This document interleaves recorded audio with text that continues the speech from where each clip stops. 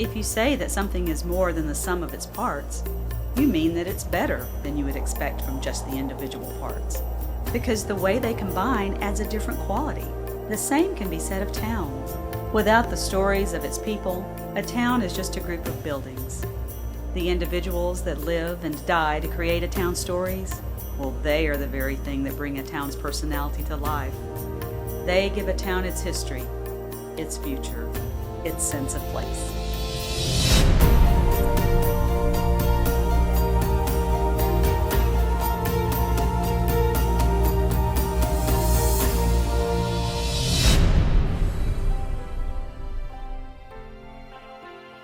In the mid-19th century, Talladega was known for being a center of hospitality and an educational center in the state.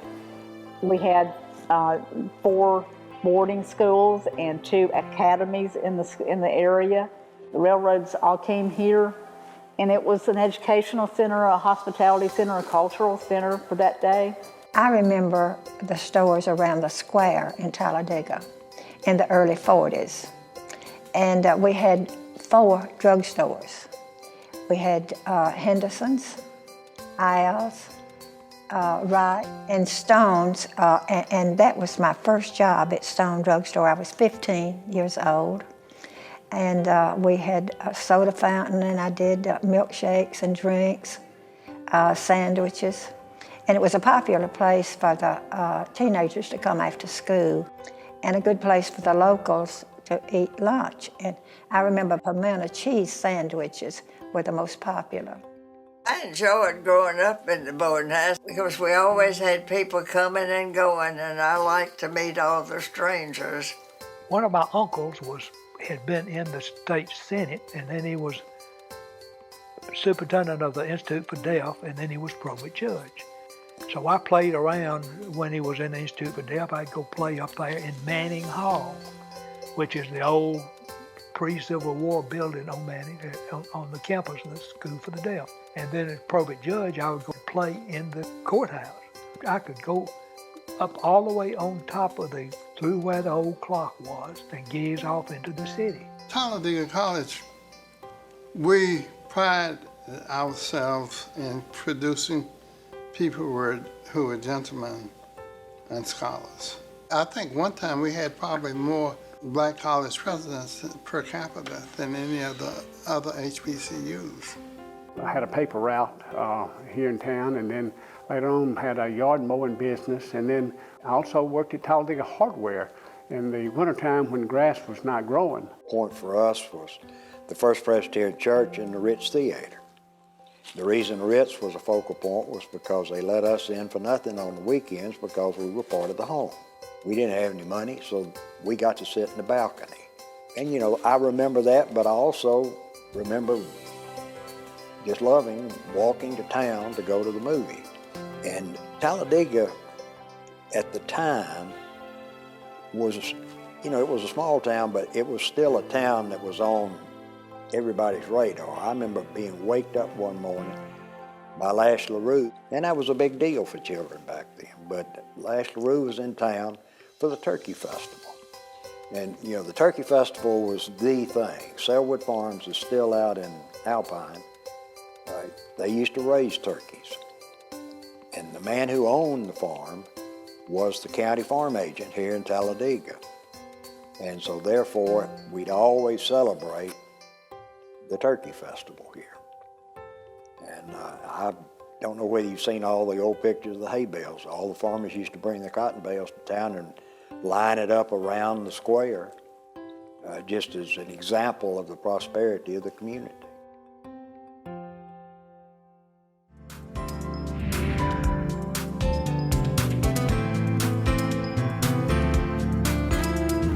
During the first half of the 20th century, Talladega continued its economic growth by building more textile mills, foundries, and other industrial plants, thereby creating and sustaining jobs for its residents. A relative of mine, James Benjamin McMillan, who was involved in starting what is now, what is now we had here. But in those days it was Talladega Cotton Factory. But they were making yarn, spinning yarn, had the cotton.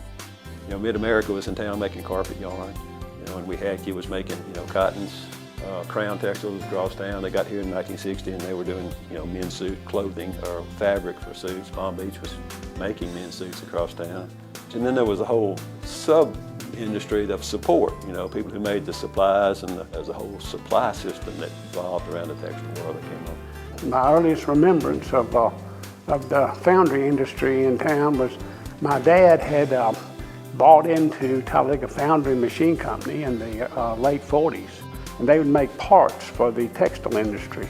Then they'd take those parts and ship them to Weehadkee was a local textile mill, Beaviston was a local textile mill, Avondale Mills in Sylacauga, Russell Mills in Attic City were all major customers of Talladega Foundry and Machine. They made a lot of repair parts for the loom. Weehadkee was originally founded in Rock Mills, Alabama, and it was in 1905 when it became Weehadkee Yarn Mills. Its presence in Talladega in 1943 when Samoset Mills went bankrupt and Weehadkee bought them on the courthouse steps. It came with some village, and those houses were rented by Weehadkee for $1 a room. Each house would be somewhere between 4 to 6 rooms. And the mill was responsible for keeping up the plumbing and the electricity and that type of thing. Weehadkee also, in that purchase from Samoset, had a dye plant, which is over on West Street. The dye plant was a package yarn dyeing operation.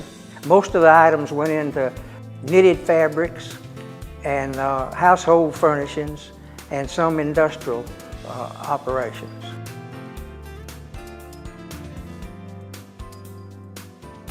The company was, to begin with, was called Bemis Brother Bag Company. And here they made products out of cotton primarily to start with. And it was seamless bags to cotton bags, fertilizer bags, bags to put anything in. And but they had to license for Bemis A seamless bags. So they became very well known everywhere for the bags that were being made. Talladega benefited greatly from the Bemis company starting up at the time that it did because of the Great Depression and having new jobs, people having new houses, and they were able then to have things that other people in this country may not have had at that time. And it might have been the salvation of the city of Talladega for Bemis Company to have built when they did.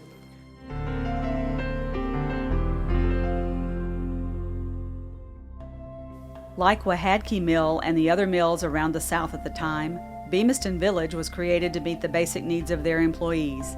The village had its own school, churches, recreation center, general store, garage, filling station, barbershop, beauty parlor, fire department, and even a nurse's office with a registered nurse on duty at all times. I grew up in Bemiston, which is the mill village for Bemis Company, and I think it had a fascinating concept for creating an environment for its employees. And we called ourselves the Mill Village Kids, but we had all kinds of names for ourselves, but it was such a great, close-knit community. The company provided a community center. They had a recreation director.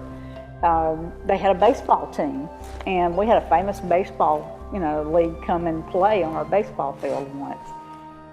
They had the school, they had a Methodist church and a Baptist church. They had a store and a garage.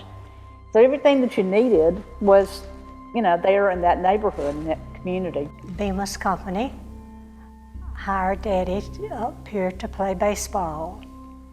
He was an all-star in the Alabama baseball all-stars and the National League all-stars. He was an all-stars in that.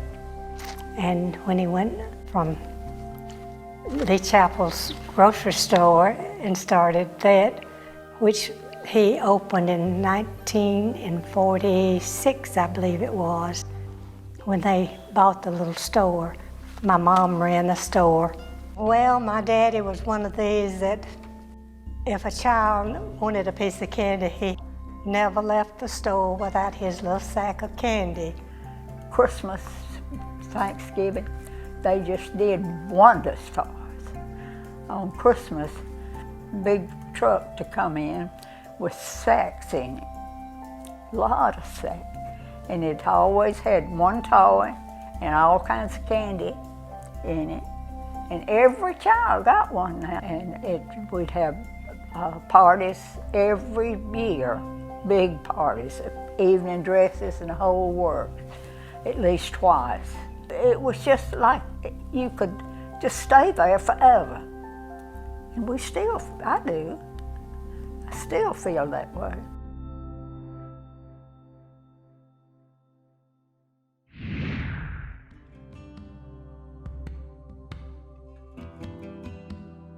On January 2nd, 1961, 4 months before the burning of a bus carrying Freedom Riders, 23-year-old Talladega College senior Arthur Bacon was beaten by 5 men while doing nothing more than waiting on his ride at the Southern Railway station in Anniston, Alabama. What the beating did for me in Anniston was to make me more determined than ever to continue my quest for equality. I was more determined than ever to go off to grad school and try to do well and to return one day to Talladega College because I loved Talladega College. I came from the time when we were segregated, okay? Where the blacks and the whites just did not have anything to do with one another. And I was acutely aware of the difference. I knew that there was a difference. What it caused me to do was to think about how to be better than, how not to allow certain things to enter into, though I'm in this world, though I'm here with you, I will not have it to define who I am. And so I would take care of my heart. So that separation of race and I found out later, and even gender, were very real things in our life. They were very, very, very real. But I think it caused some of us to be more determined to succeed in life because we had something to prove, not only to our younger siblings, but also to ourselves. And I had just finished school at Tuskegee Institute in Tuskegee, Alabama. And I came here, didn't have a job, and right then we were in the process of integration at the police department. And I was the first black that was hired, had full arrest power. So I went from a police officer to a sergeant, a lieutenant, captain, all the way up to assistant chief, to the chief of police. I was the first black police chief they had here in Talladega. There's a lot of things that happened during my lifetime that I can recall, and the changes here in Talladega. We have made a tremendous change here in Talladega. For when people get caught up with that which is right, and they are willing to sacrifice for it, there is no stopping point short of victory. Dr. Martin Luther King, Jr.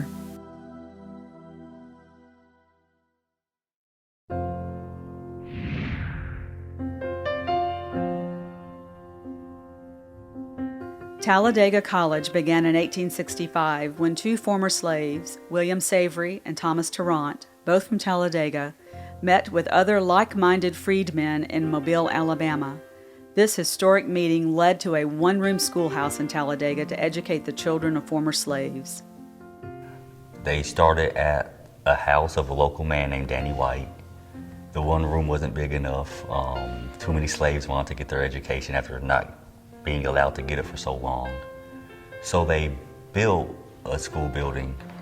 Soon that school building wasn't big enough. So they ended up buying another building which they then named Swain School after General Swain. The building that they bought was actually built by the same slaves in 1850s as a high school for white boys. So while the slaves were building it in the 1850s, the idea that one day it could be a college for black people was just the furthest thing from their mind. But that's what they ended up turning it into. They asked General Swain, who was the local Union general in the area after the Civil War, they asked him if he could help purchase the building. He sent off to the American Missionary Association, and an arrangement was made, the building was bought. The first name of it was Swain School. Then in 1869, it changed to Talladega College.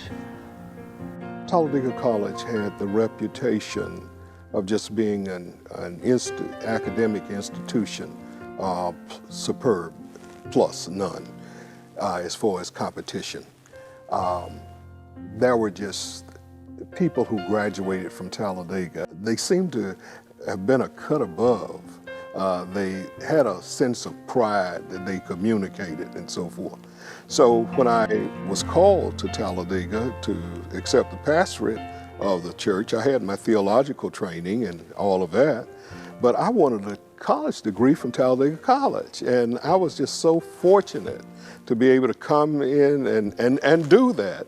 And it's just that I take such pride in being a Talladegan, and to see young people from all over this country now continue to make their way to Talladega College. You go back and research the literature, we were number 18 in the country of the schools who produced students who went on for PhDs. Since 1938, the mission of Savory Library is to provide its students, faculty, and staff with the resources and opportunities they need to support the mission and goals of Talladega College. The library was built in 1938, and for its opening, an artist, Hal Woodruff, he was commissioned to paint 6 murals. He painted them in 2 different series, the Amistad series, which highlights the Amistad uprising. It shows the Africans on the ship rising up against their Spanish captors. And then the second painting shows the court scene where the Africans are fighting for their freedom and their rights. And interesting about that is John Quincy Adams, former president, he defended the Africans at the Supreme Court case. And then the third mural of that series depicts the Africans on the return back to their home villages in Africa. And what that series represents is struggle and the fight for independence and the fight for freedom. A few years after that series came up, Hal Woodruff was able to complete the Founding series to complete the murals. The Founding series focuses more on racial harmony and forward progress as a community and as a country. The first painting is a scene of the Underground Railroad. It shows slaves escaping north. There are white people in the painting helping the slaves escape. The second painting in this series is actually my favorite. It's the first day of school at Talladega College, registration on the first day.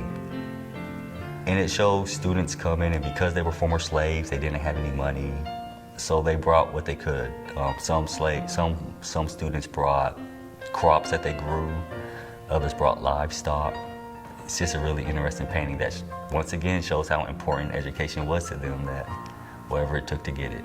And the third painting in that series shows the building of Savory Library.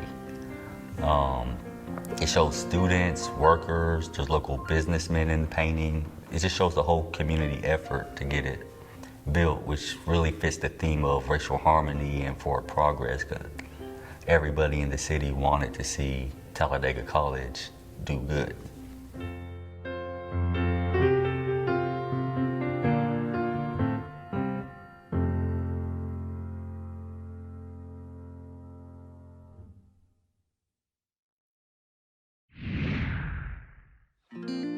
The Alabama Institute for Deaf and Blind is recognized as the world's leader in providing education, rehabilitation, and service programs for people of all ages who are deaf, blind, and multi-disabled.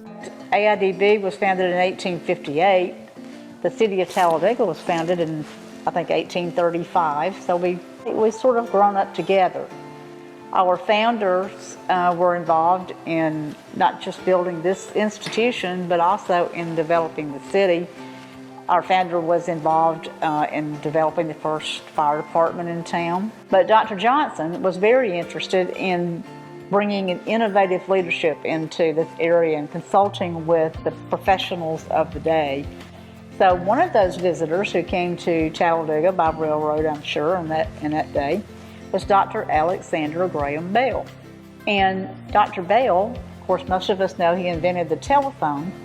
Maybe some of the less known facts is that his wife was hard of hearing, and he was conducting experiments to try to find a way to have sound transferred through electricity. And that's how he developed the telephone. Well, Dr. Johnson invited him to come to Alabama, consulting with him in deaf education, and Dr. Bell brought his telephone, his invention, with him to show Dr. Johnson.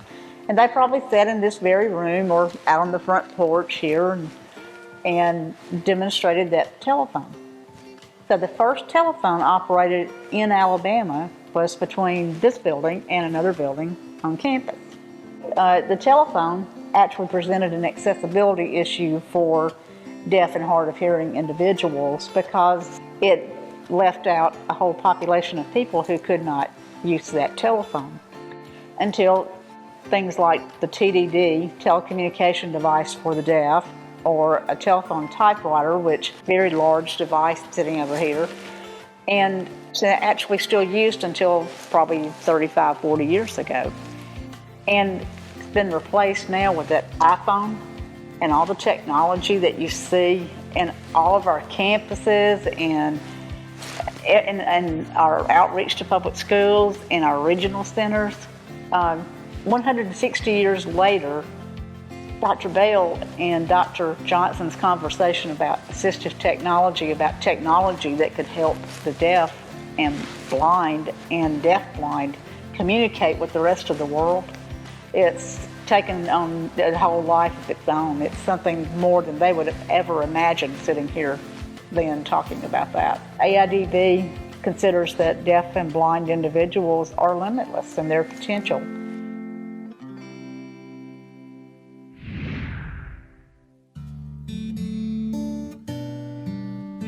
Following the Civil War, members of the Presbyterian Church recognized the need for a facility to assist the large number of widows and orphans that had been left in the aftermath of the war. The Presbyterian Children's Home was founded in Tuskegee, Alabama, and later moved to its present location in Talladega in 1892. For over 125 years, the Presbyterian Children's Home has provided children with food and shelter, a quality education, and a foundation of faith in God.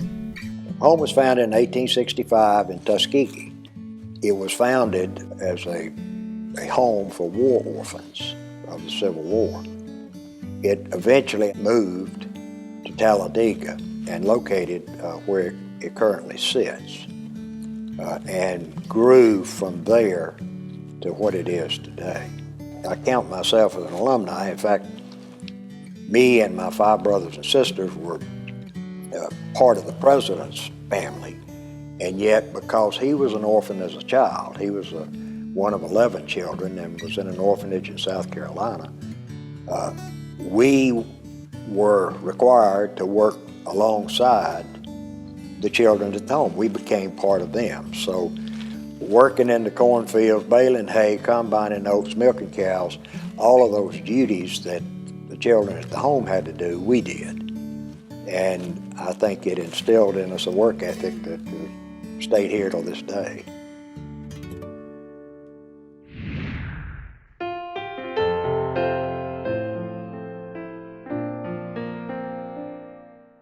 The Burton Developmental Center for Exceptional Children and Adults began when Mrs. Mary Evelyn Burton and her husband recognized the need for a school where their special needs daughter and others like her could grow and succeed. The school was first called the Talladega Sunshine Center and was located in one room of a local schoolhouse.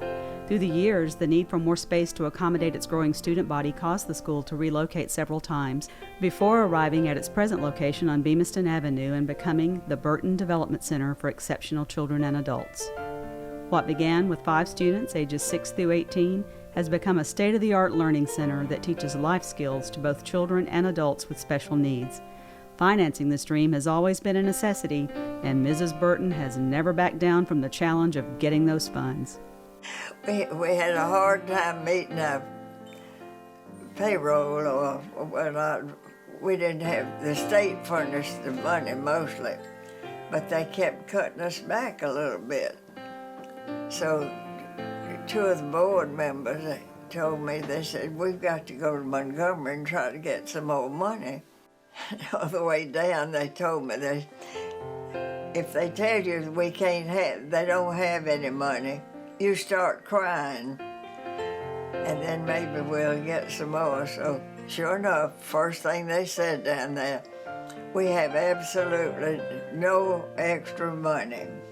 Well, I had to start crying. I said, oh, we've just started the school, well, and they all love it, and they have nowhere to go. What will we do? Anyway, we ended up with about twice what we'd asked for.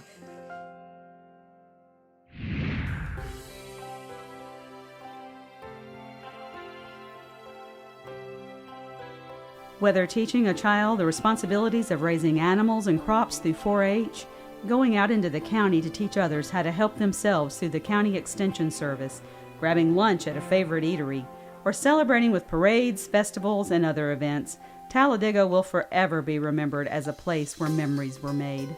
I can remember being small when they were building the shopping center over here. And I remember riding by, and I was little, I was in the back seat, and I remember Mama was talking about what all was going to be in the shopping center. They were going to have a Woolworth, and she named over all the stores. And I can still remember the shopping center was nothing but dirt, and there was a couple of bulldozers out there. But we would come to town once a week. Mama did her grocery shopping and whatever else she needed. And as far as eating out goes, Miller's Barbecue down here on Fort Lashley, that's my first memory of ever eating out, was eating there. And you didn't tell Daddy what you wanted. He just got out and ordered 4 hamburgers, 4 Cokes, and 4 orders of fries, you know, for everybody in the family. We never knew there was a menu. We thought that was all they had. That was all we ever got. I fell in love with this county when I first came here. Now, our purpose to work with Extension Service is to help people to improve their quality of life. The Extension Office just has so much information, scientifically researched. So USDA would provide various resources that they needed, and we would share that with them. And they would go back in the community and teach other homemakers what they had learned from our leader training meetings. Every month, honestly, I meet 4-Hers that often tell me some of the things that they learn in 4-H and how 4-H helped them to make the best better. That was our motto. One of the first things that comes to mind is I remember the Christmas parades that we had. In Talladega, that was the thing. We had the reputation of having the largest Christmas parade in the state for years. There was a place that we always referred to as the newsstand. It was on the east side of the square, and of course they had all the newspapers and magazines. The newsstand had the best popcorn and the coldest soft drinks, and they had the old drink boxes. I could go to the newsstand and get my popcorn and my Coke. My father passed away when I was 9 years old, but left my mother a widow. And of course that was the year of the Depression. So we were Depression children. But we were so lucky and fortunate than a lot of people is that we had, Dad left us with a farm. And of course we could play with the horses. I was in the 4-H club, and I could just had a wonderful childhood. Dr. Yo went to school in Chicago and got his degree in optometry. Well, when he got back during those early years, founded this jewelry store here in Talladega, the largest jewelry store, really, it was a quite big one. But then, during that time, people didn't know anything about going to an optometrist. In the back of his store, he set up his little optometric shop, and people came in and he checked their eyes. Well, later on, that's why he sold the jewelry store. He went out of business and built a great big office of optometry so that he could practice this optometry. My dad, he didn't give me a good job like sitting at a desk or in the shipping department. He had me out in the foundry shoveling sand into molds. And as a teenager, getting up and getting to the foundry early, like before daylight, and starting to shovel sand, I mean, those guys were eating their lunch at 9 o'clock. And it taught me the value of hard work. And these folks that do that are salt of the earth folks. They're not only from Talladega, they live outside of Talladega, and a lot of them have farms and would work a whole shift in the foundry or machine shop, and then go work their farms after that.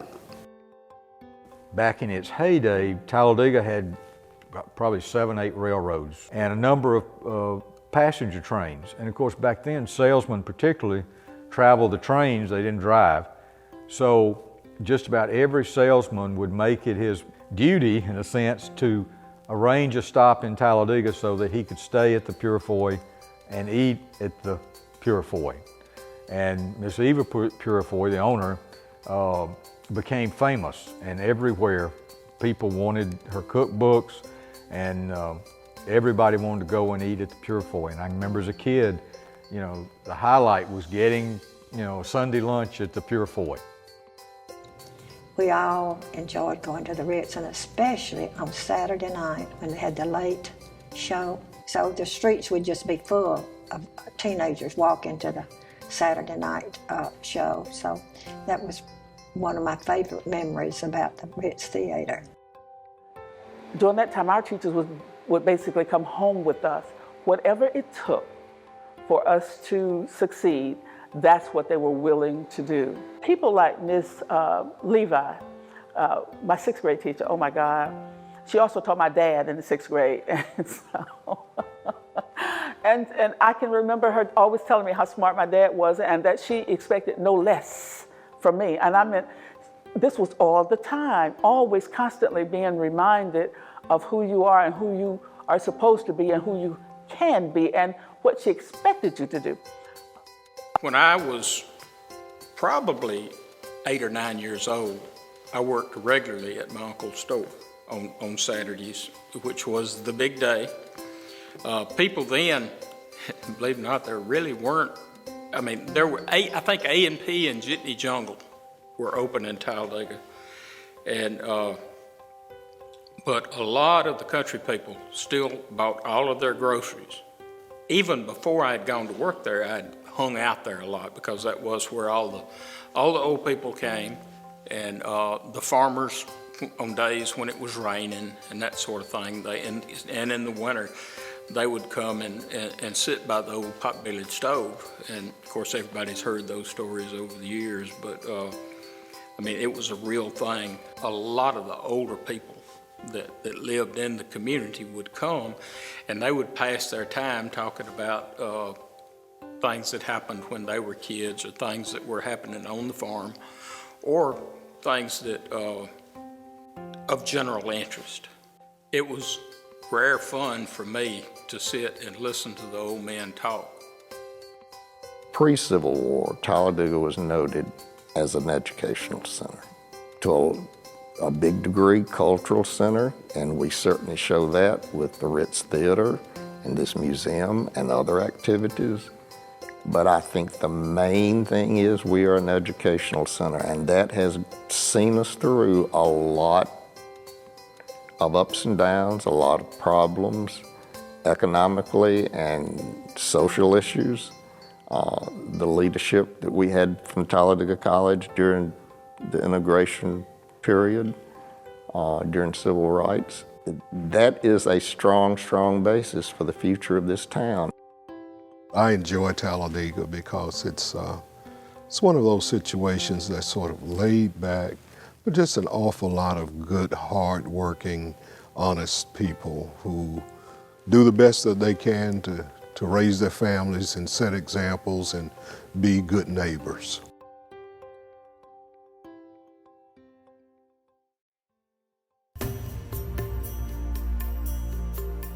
So you see, the city of Talladega really is so much more than just the sum of its parts. Since its beginning, countless changes have been observed by the town's people. Lives have been lived, history has been made, and dreams have been dreamed for the future. And the town? Well, the town has played witness to each and every moment, and those moments are what has given Talladega, Alabama, a sense of place.